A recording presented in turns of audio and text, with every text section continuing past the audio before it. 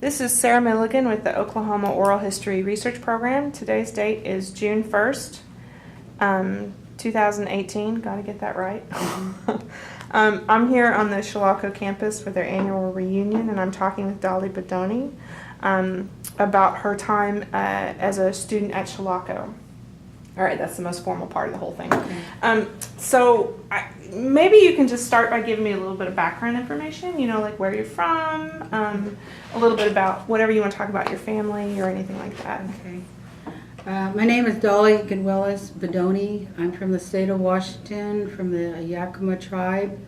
I attended Chilocco Indian School from 1966 to graduating in 1968.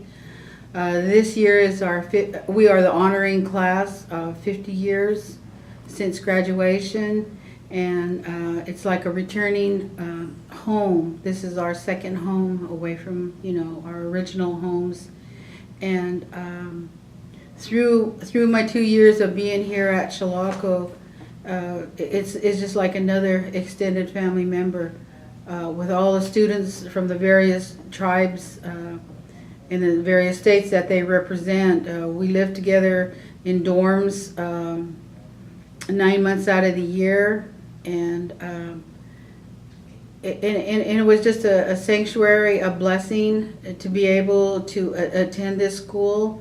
My reason for coming to Indian boarding school, because when I was in high school back in 1960, I think it was 65, where I come from, we were still facing prejudice within our own school, within our own reservation. And I told my mom that I don't feel comfortable being in the public school setting because the way they treat the Yakama, some of the Yakama people. This is our reservation, but we were treated like we didn't belong there. That we weren't part of the school district, or just being Indian in general. I don't know how else I could say it. So I pleaded with my mother to let me attend Indian boarding school because I had several family members and several friends that I was finding out what a great experience Indian boarding school was, and they were in Oklahoma. And so I literally had to beg my mother to let me go to boarding school because she was a boarding school survivor. I say survivor because in her day is when all the punishments, the lack of language to be used, all of the horror stories, the hair cutting, beatings, or whatever they went through, she suffered her own type of PTSD, or however that is done to Native children in the time, and she spent, I believe, 8 years at boarding school at Yakama Indian School, and she swore to herself that she would never let any of her children go to boarding school due to the things that they endured in her time. And I told her, Mom, it's not the same anymore. It's not. We're in the 60s now, and I said, from what I understand, the Indians that the natives that are going to boarding school, they're getting good grades. They're feeling a place of belonging. They're with other tribes. They're with it's a homecoming to them. They thoroughly enjoy it, and it's a good educational system, and it's an agricultural school where they're going to teach us everything we need to know to survive in this world. So she broke down and she let me go. She actually accompanied me here, and she came to my graduation. And boarding school life to me was probably one of the greatest experiences of my life, and I definitely appreciated coming here and made many lasting friendships with many tribes, of whom my honoring class is here, and my best friend Jenny Johns from Florida is here, and several of my other classmates have passed on. And we honored one of our classmates today at the cemetery ceremony. It was his wish that we do a memorial for the cemetery, for the children that were buried in this Chilocco cemetery, never to return home is exact words. Do something for them. And if he was alive today, he would have led the ceremony. But he wrote three of us a letter, Tina Yakama Aguilar, Jenny Johns, and myself, and specified, you three get this done. I want this to happen, you know. And it was his wish to be here to make it happen, but he passed on in September. So we fulfill that wish for him today. When did he send you that letter? I have the letter, but it's in the car. It's he sent me that letter in July of 2017, I believe. I have the original letter, and I read it verbatim, his words, because he was a boarding school. He entered the boarding school at the age 9 years old. He was in the boarding school system. His mother had passed away, and he told me that in the 50s, the state of Oklahoma figured that Native men could not raise their children without a mother. So they took him, and they put him in the boarding school system since he was 9 years old till he graduated in 1968. So boarding school to him was like salvation, a place to live, a home, a family, my friends. And he felt so bad that he knew that there was a cemetery here. And when he graduated from here, you know, he was drafted into the Army, eventually went to Vietnam. He's a Vietnam combat veteran. And from there he moved to Portland, Oregon. His name was Alex Stone, a Cheyenne tribe of Kingfisher, Oklahoma. And I believe from his boarding school experience, he got into the state child welfare initially, you know, and then he was instrumental in keeping families together, putting abusers in jail for abusing children. He did everything he could to protect children and to keep families together. That was his goal in, you know, in his employment. So after he got out of the military, he worked with child welfare. Mm-hmm, That's what, was he in Oklahoma or in Oregon? In Oregon. In Oregon. Yeah, he met his wife in Portland, Oregon, and then he made it his home. And then from there, you know, he initiated a lot of probably policies and rules that are still being used today in the state of Oregon in protecting children. So he obviously, I mean, I can understand why that was his drive with his, you know, sort of his background. And so when he asked you all to do something to recognize the cemetery, maybe actually you can explain a little bit more about what the cemetery is like. Okay. In the 2 years that I went to boarding school here, I never knew that there was a cemetery with Native children buried in. I never knew that. You know, as we grew old, you know, as we were adults and getting towards our retirement years, we traveled a lot together. Him, myself, and my other friend Jenny Johns, and he talked about the cemetery. And apparently, from what I understand from the Chilocco Alumni Association, is that there is a cemetery here on Chilocco, and they've estimated about 125 students, babies, maybe staff, whoever. We don't know. They don't know. Some names they have, some tribes they have. And it was always his wish that they be remembered and never forgotten, because they didn't get to go home like the rest of us. And so today we fulfill that obligation for him, because he wasn't able to come here and do it himself. But, you know, he told us what we needed to do, and we did it. It was beautiful, by the way. Did you go there? I did get to go down there. Oh, good, Yeah. good.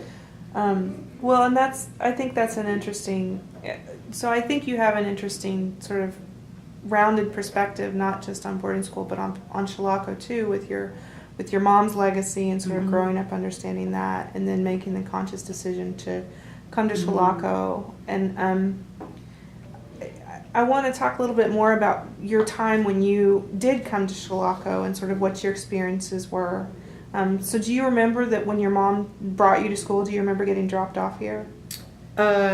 Yes, I remember, you know, I think my mom, she only went as far as Arc City because there was a pickup place for us, for the students that were getting off the Greyhound buses. That's how we got here in the day, is on Greyhound buses from the various states and tribes. And I believe I left my mom in Arc City and then rode out here with other group of students, and coming down the long arcway, you know, from the road coming, you know, I was entering into a new life, a new way of living, and scared and anxious at the same time, and not really knowing what I was getting into other than I was going to a native boarding school. And, you know, it was exciting but scary at the same time. Were the other students on the bus with you? I mean, they would have all been native at that time. Was that sort of a was that a new thing for you to be in a space that was really just native kids? Yeah, it was new and enjoyable. I got to meet all these different tribes, and some of them were returning students and were telling me what a great experience and what a salvation it was to be able to have a real home, because a lot of them came from broken homes and absent parents in their life or deceased parents, and they were telling me how great Chilocco is, and you'll adjust, you'll get used to it. It's kind of like military style run, you know, you'll have duties, you know, we all have to do something to maintain our buildings, and, you know, everything. The beds have to be made, and, you know, our dressers, everything has to be in a certain order. You know, there was no such thing as being messy or being lazy, being in the boarding school system. And we all had duties, whether it was mopping, cleaning, sweeping, bathrooms. We all had a detail, kitchen, whatever. But I knew I didn't want to do kitchen because you had to get up about 5 o'clock in the morning. So I lucked out the 2 years that I was here. I had a teacher, his name was Mr. Leonard Hathcote, and he taught history. And I became acquainted with him, and I really enjoyed his class. And one day he asked me if I could be his student assistant after school, an hour a day, so that he said, well, Dolly, if you don't want to work in the kitchen, you can work for me, and I can keep you out of the kitchen. And I said, that'll work, you know. So every day after school, I did his typing on the old typewriters with old carbon papers. And if I was a junior, I would do the senior tests, you know, type it all up and get it ready for, you know, the classes. Whatever he needed me to do, I did it for him, you know, and got his class prepared for the next day. And then when I was a senior, vice versa, you know, I would do the junior stuff. And so that was my 2-year duty here at Chilocco. So I got off really easy, very easy, where others like, oh, I got kitchen duty, you know, next month or whatever. But my duty was to work for him every day after school. So was that an immediate assignment, or was that after you'd been here for a little while? It came, I believe, within a couple of months. Oh. He was a very good teacher, very outspoken, and demanded attention. And you know, I just don't even know how we even came together to even get work to that point. But he always said he saw something in me that, you know, that he thought that I would be successful. And he just asked me one day if I would be willing to work for him as my duty for my, I guess, my room and board. I guess that's what you want to call it. I mean, I still had to clean halls and stuff at the dorm setting, but at least I didn't have to do the kitchen duty. Because, we got up early enough. I didn't want to get up any earlier now, so. But anyway, Which dorm were you in? I was in home, they called it home 3. In home 3. Yeah, I was in home 3, so. Do you remember, I guess you would have still had a matron at that point. Oh, yeah, we had several matrons. Do you remember anything about anybody from that perspective? The matrons? Mm-hmm. Oh, I remember them all. They had their routine. They had everything down, from mail call to wake-up call to changing towels and sheets out and maintenance schedules, letters, or, whatever. I can still see them. I may not just remember their names right off the top of my head, but, I remember all the matrons. Mm-hmm. For some reason, I don't, remember their names. If I looked at the book, I can tell you, but, Right. I can still see their faces, Did you feel like you had a good relationship with them? I thought so.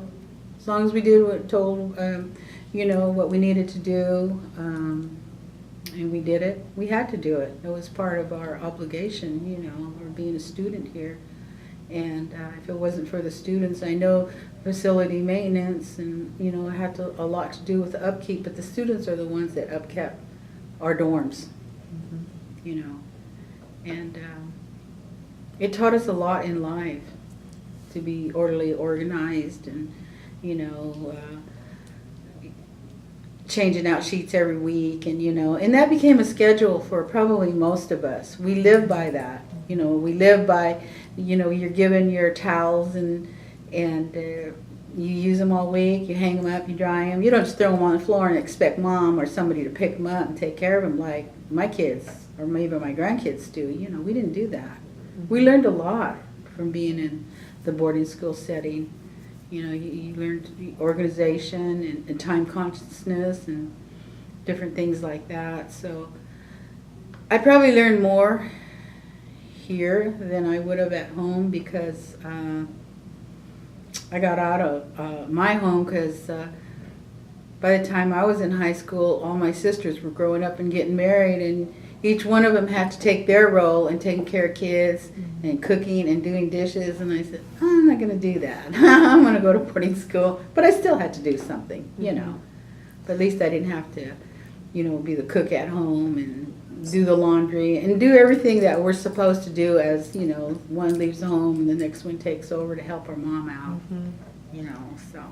I think that's actually interesting because you talked about kind of kids and grandkids now and how there's maybe a different expectation of what mom's going to do for you versus what you're going to do for mom. But it sounds like the household you grew up in, there were expectations that you had, roles. Oh, yeah. You think that had anything to do with a legacy from your mom's own experience in a boarding school? Did she in that sort of regimented sort of? I think so. But my mom had so many children. She had 11 of us. So when you have 11 children, you have to be organized. And one of her main goals was, the dishes are going to be done, the house is going to be clean, you're going to get your clothes in the laundry room, and your older sisters are going to, get you ready and blah, blah, blah, And we were scared of her not to have the house clean. I mean, we had a long driveway. We always had a watchdog, and here comes mom, like, man, everybody was running in every direction, picking up things and doing things and getting in the kitchen, straightening things out or picking things up and straightening up the couches and everything because, we knew what our mom expected of us. Yeah. When you have so many children like that, you almost have to be organized, and we learned a lot from our mother, so it wasn't like boarding school was going to change it, other than the different duties, right. That we did. So just coming from an organized household, I guess, boarding school wasn't that hard. Was coming to Oklahoma from Washington State an adjustment? Yes, the weather. Washington, we're cool. It gets hot, but not humid. And it gets cold, but it gets cold here too. And in our time, we had to wear dresses and skirts all the time. We couldn't wear jeans or pants like everybody does nowadays. That was only for Saturday. On Sunday, we still had to wear skirts and dresses here. So it was very disciplined, too. So it was a big adjustment, but you know, the love of the school, the love of your friends, and the campus setting just by itself, and the beauty of the whole place. This is a magnificent place, the buildings, the lawns, the ovals, the trees, everything here.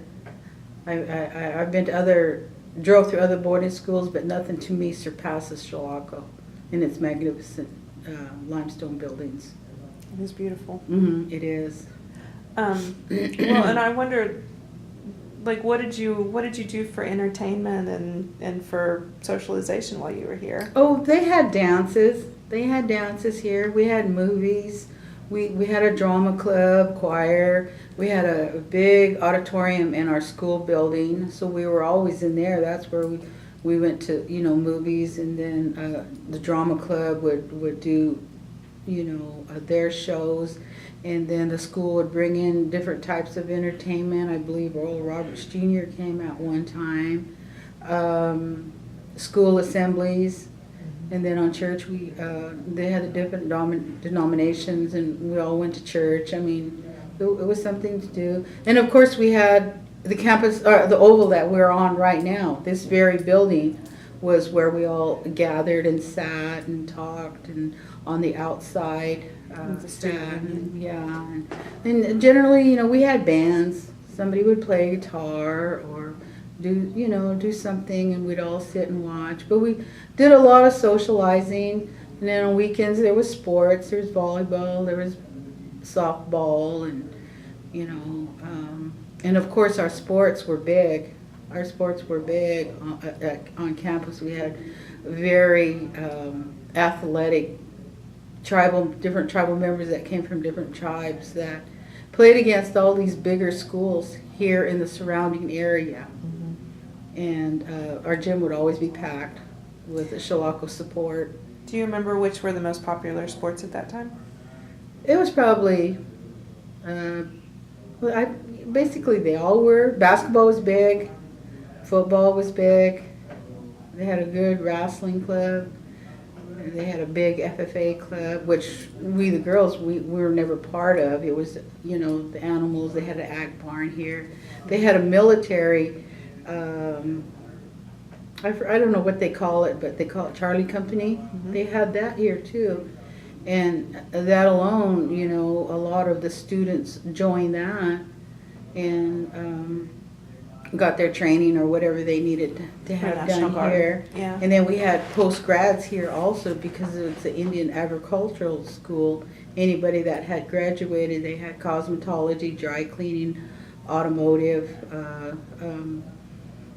they had heavy equipment. They had all kinds of things going on at this school. So, you know, had a lot of people go through. I think just about everybody that went to school here probably ended up in the military. I was in the era during the Vietnam War, so everybody I knew just about went to Vietnam or was stationed somewhere, but they all had to partake in the military, you know.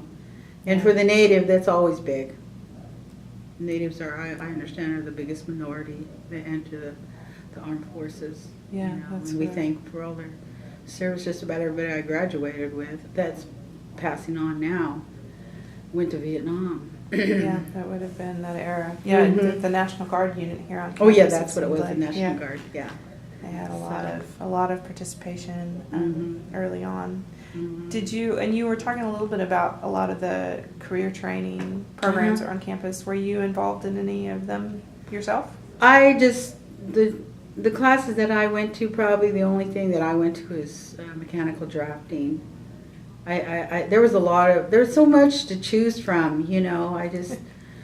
And getting here kind of late, you know, I probably didn't get the pick. You know, there was they had their own print shop here, you know, and the dry cleaning. No, I didn't get into any of that. Like I said, my duty was to help my history teacher, so I really didn't get into a lot of the other classes that taught, you know. Right. But It seems like you were doing some clerical training for him. Yeah. So that led me into the clerical field. eventually. Did it? I put 44 years of employment with the Yakama tribe. And what were you doing with the Yakama tribe? What was your job? Mostly administration type stuff, finance stuff, basically in the administrative field. Yeah. So, Yeah. you know, so that, I didn't go to college, so that prepared me for, you know, office work, you know, and to get things done. And coming from a boarding school setting, you know, if something had to be done, I made sure it was done. There was no ifs, ands, or maybe later, or when I have time. No, you're going to do it now, and I want it now. Yeah. That's just the way it was, and I think most of my classmates are like that, that went into the workforce since we were in the boarding school setting. If it's going to get done, somebody has to make it get done, and we are the person that's going to make you do it.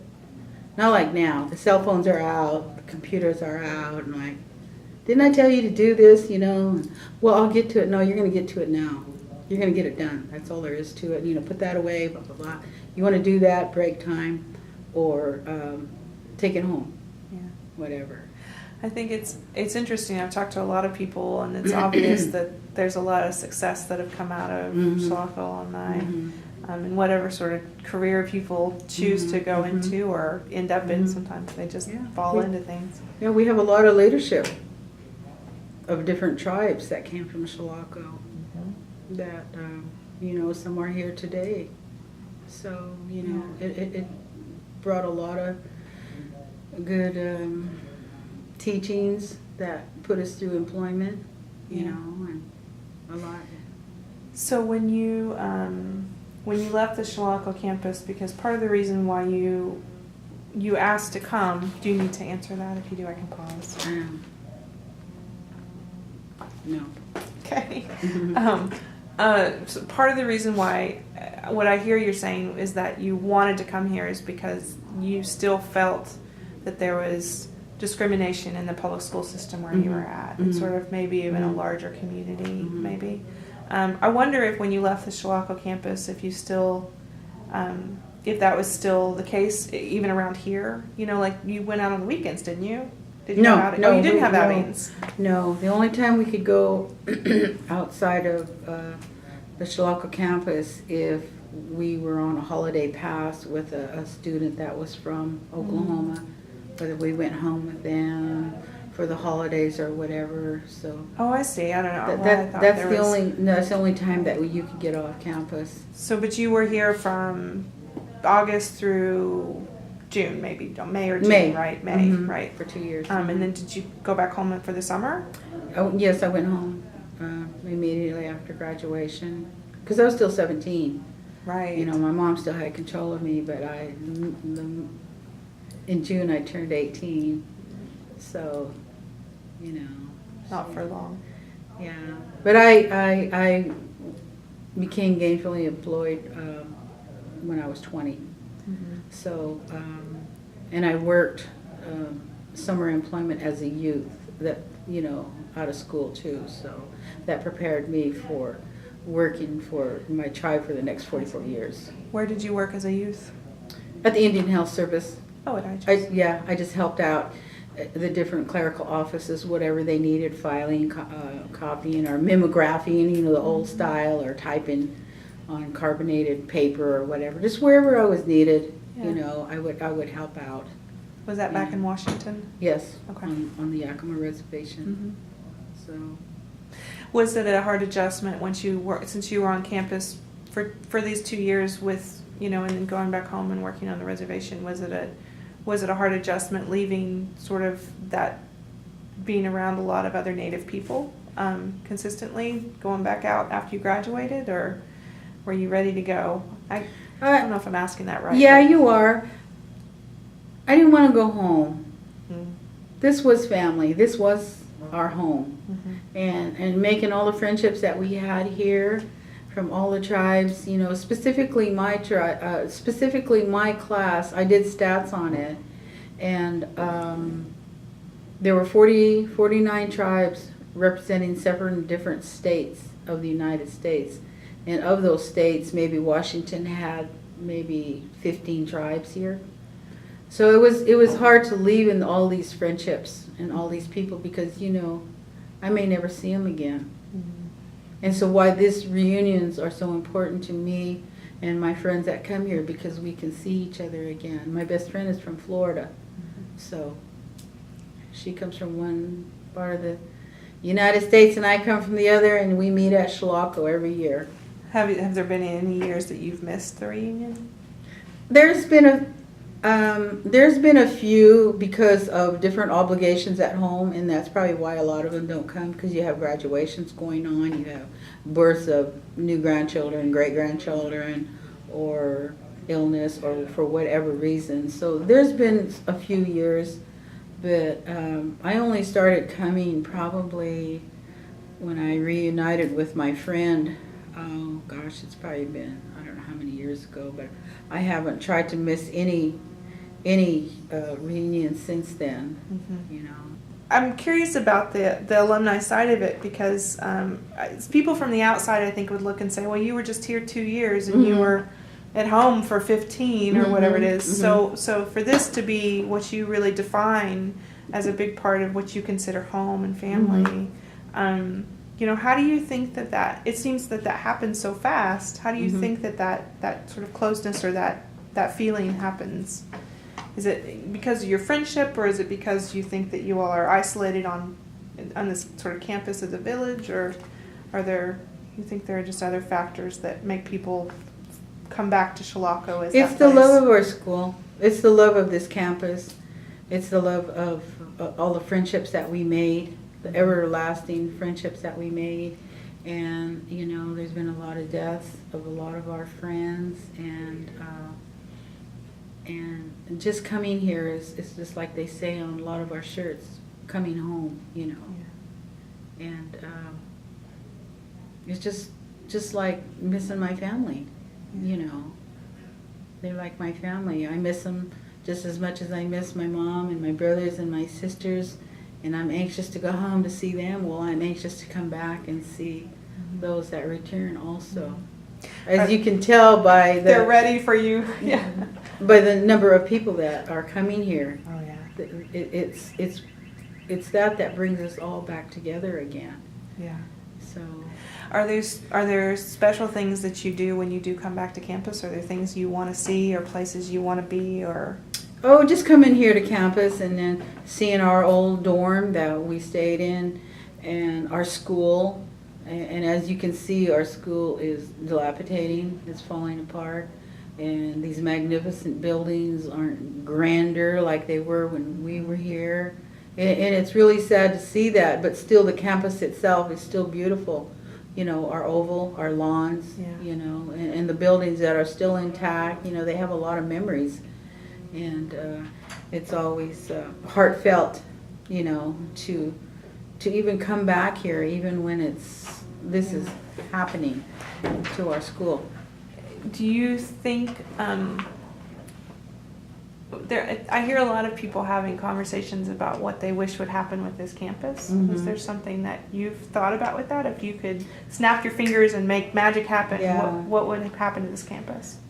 I wish that the buildings could be restored, that maybe this could be a big museum, maybe a big memorable center, maybe a convention center.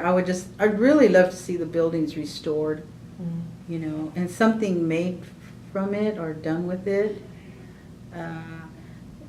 Even the people from the surrounding area, you know, they probably want to come in here and look, and they probably don't think that they're welcome. And now that, you know, there's guards and police and it's really protected, you know, I just wish that, you know, magically Chilocco could be restored to the grandeur it was when I was here, when I graduated. And I think a lot of them feel that way.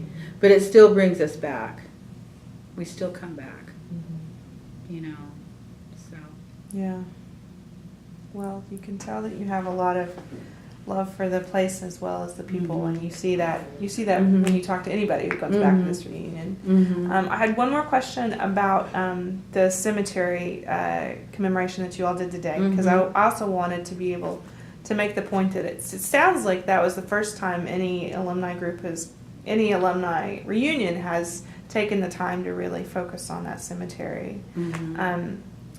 And you said when you went to school here that you didn't even know it was I didn't there. know there was, yeah. So at what point did that cemetery sort of come back onto the consciousness of the alumni society or the alumni group?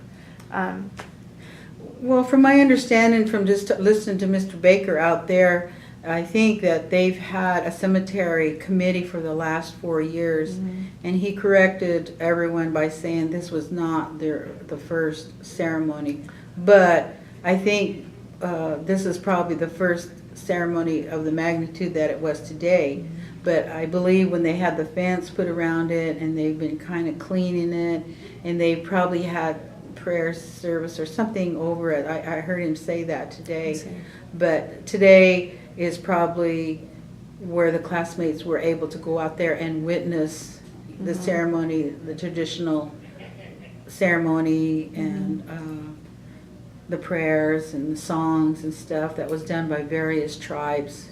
The Seminole tribe participated from Florida, the Creek tribe of Oklahoma, the Navajo tribe of Arizona, and of course a Warm Spring tribe of Oregon, and then there was 2 of us Yakamas from the state of Washington that partook in the ceremony today out there. You know, my husband burned cedar, and my friend from Florida burned bay leaves and sweetgrass, and prayers and words were said for those that are still left here, you know.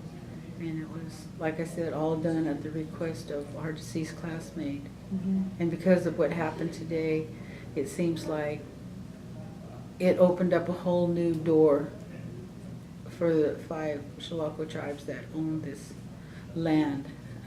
The leadership is getting together. They did a lot of work out there, a lot, allowing us to get in there, the clearing of the trees and the road. Yeah, just to get the road out there. From what I understand, there's grants coming in, and there's a pledge of $30,000 to do more work at the cemetery and eventually get a monument memorializing those that are still here, and possibly some benches or something where people can go out there. And so it seems like that maybe I misunderstand this, but it seems like most of the burials out there happened between when the school opened in 1894 to maybe the early years. Yeah. Early years. And when I hear people talk about it, there's so much emotion behind sort of what that means, right? That space is there that really represents kids who came maybe they didn't want to, but that they never got the chance to even really get sent home or really communicate even with parents. And I've seen the letters from the superintendents that basically say, sorry, your child's dead. Yeah. Right? Which That's is sad. just heartbreaking. And I'm curious about that because I know when you talk about your time in boarding school and other people in your time in school, it was this sort of positive, right? Like you embraced what that meant for you as a Native person to be in a school with other Native people, and there was some ownership there versus when your mom was in school or when that sort of time period that the cemetery represents. Do you ever sort of think about that with Chilocco's overall history, that reconciliation of those different times? Is it hard for you to think about the Chilocco of the cemetery times, the same physical places, the Chilocco that you came to? I can really answer that because, like I said, I didn't even know there was a cemetery there. Yeah. I can only know from when I came in '66 what a great experience it was for me. Yeah. And to be accepted and just be part of the whole school. Yeah. Not like I was where I came from. We the natives were the minority. Yeah. There, and it was a whole different experience. So being in the 60s, everything had changed from the time of the early cemetery, the early Chilocco days. I really don't know anything about. Oh, right. that, Yeah. so. No, I hear that absolutely. That Mhm. it was absolutely and it's different what I think a lot of people outside the Chilocco community Mhm. understand at all. Mhm. But I also think it's great to have this alumni recognition of the whole story, right? Mhm. With Mhm. and try and walk backwards and do something that is that memorializes the kids in the earlier years. Yeah, the various tribes. I understand that they know of. There's 125 graves out there, and I don't know how many different tribes are out there. I think they're working on that. And I heard one of the leadership today said that there could possibly be more, and they want to widen the fence, and they probably want to do whatever it is to find out, if there is more graves out there, how they do technology nowadays, underground, how they find things. But more things are going to happen because of, the ceremony and the request that our class, is instrumental in doing. Right. Through our deceased classmate. So, from what he started, just magnified. The ripples are happening out. Yeah. It'll be really neat to look back next year and sort of see what's happened. Yes. Yes. Right. Well, I don't want to keep you too much from your friends that are looking for you, because I know they are. Is there anything else you want to talk about that I didn't ask about? No, I think you pretty much covered everything, just how I feel, about being here and how I got here. I think we covered it, and how I think it prepared me for, my career and, doing what I needed to do in my life. And I'm happily retired, except for the neck surgery that I had to have, so. But I'm doing okay. Sounds like you're recovering. I thank you for the interview. I thank you for asking me.